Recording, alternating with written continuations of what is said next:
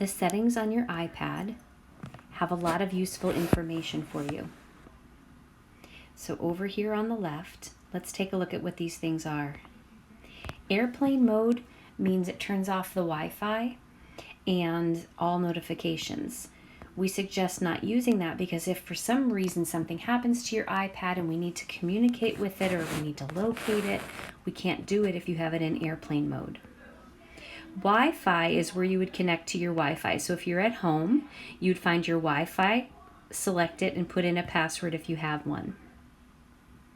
Bluetooth is where you can connect to other devices. So if you had a speaker or you had wireless earbuds or a pencil, you could connect this way. Notifications are what pop up on your iPad by different apps. So you can actually control them based on each app. So if we take a look at Google Classroom, this is one that you want to make sure you allow notifications. So notice I have it turned on and I can get alerts that pop up on my lock screen, which means when my iPad is closed, it comes up, the notification center, and banners. What I want to do is make sure that my banner style is persistent, which means that notification will stay there until I tell it to go away. You can turn the sounds on or off, and you can decide if it shows you a preview.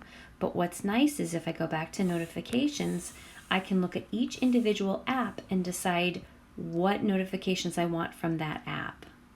So what you're going to want to do is find the apps that your teachers use to communicate with you, such as Mail or Google Classroom, Remind, Dojo, whatever they're using, and make sure your notifications are turned on. Sounds is where you can control the sounds that your iPad makes. If those little click sounds bother you, you can turn them on or off here at the bottom. And let's look at your general settings. In here, you're probably only going to go in here if your iPad needs to be updated. So I would go to Software Update, and it would tell me if there's an update available. You do need to plug your iPad in when you run your updates. We talked about the control center in a different video. Your display and brightness are important. We suggest you use light mode. What we are finding is dark mode won't allow you to use all of the apps properly. You can adjust the brightness. You can turn on night shift, and what that will do is change the tone of your iPad so it's easier to look at night.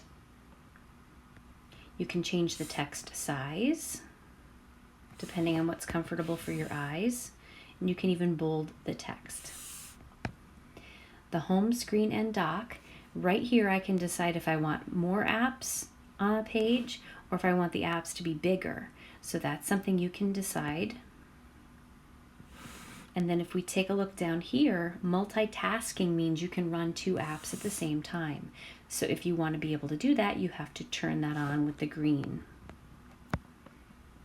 There are other settings down here, but they're not super important. There are some things you will have control over and some things you won't. So just know that your wallpaper is something that we have selected for you. You won't be able to change it, or if it lets you change it, it'll change back within a day. So these are just some of the basic settings on your iPad.